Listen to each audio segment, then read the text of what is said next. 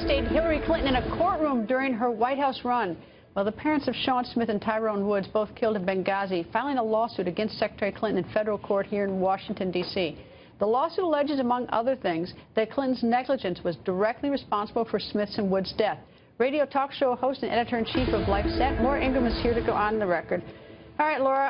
And my legal hat is back on, Greta. That's Come right. on, I've got to not just a legal hat. Okay, she clerked standing, cause of action. She clerked in the United States Supreme Court and all that stuff. Okay, so what do you think of this lawsuit?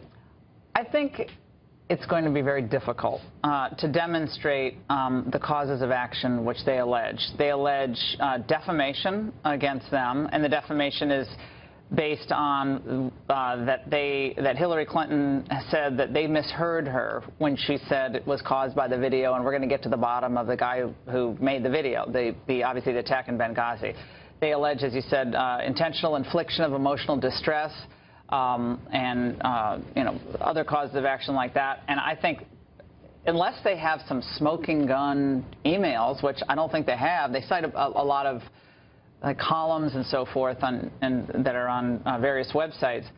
But I think it's very difficult to prove that Hillary's actions were the proximate cause or direct cause of the deaths of your sons, given what we know now, given what the committees have produced. But maybe there's some documents out there that would make it easier. All right, I'll tell you what caught me by surprise. Yeah. One is that it was not the estates of the two decedents that are suing, but their parents themselves. Well, they allege that they will lose income because of the support that both of their sons, Mr. Woods and Mr. Smith, that they apparently were giving their parents financial support, and of course the emotional distress, the compensatory and punitive damages, or the damages for emotional distress. Right. Well, I'm still surprised it wasn't the estate, number one, because I think the second thing is they're suing her personally. They're not suing her as Secretary of State.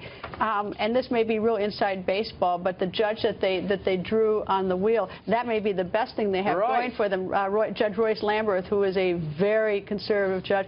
But I'm with you. I think my heart bleeds for these parents. Heart bleeds for the parents, but I don't see them being successful. I don't even see this getting to a jury. Well, imagine if you're there as your son's casket is being delivered to America, and the Secretary of State goes down the line to approach the parents, and Mrs. Smith said, well, we're going to get to the bottom of this. I'm paraphrasing, but we're going to put this guy in jail who made this video, knowing that was false.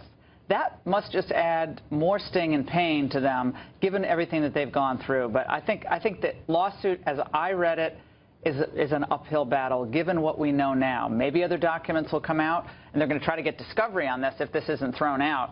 And the discovery, would be interesting, but a lot of those emails perhaps are deleted. All right, quick comment on Donald Trump and his comment today about the Second Amendment. Well, this is just going to keep happening. I mean, what's clear is that the media, most of the media, and clearly the Clinton campaign, or the new economic news we received, long-term growth projections down, they are not going to talk about the issues.